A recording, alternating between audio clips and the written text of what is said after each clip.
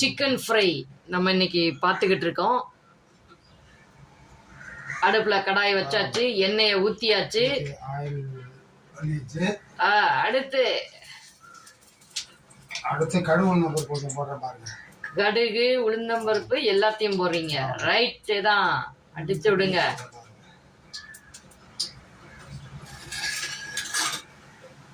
இதென்ன முதல்ல போட்டு வதக்க போறீங்களா, என்ன பண்ண போறீங்க? தக்காளி வெங்காயம் எல்லாம் போட்டு இது வந்து வறுக்கறதா? இது தக்காளி வெங்காயம் தக்காளி வெங்காயம் எல்லாம் கிடையாது. சரி, வறுக்கிறது தானே.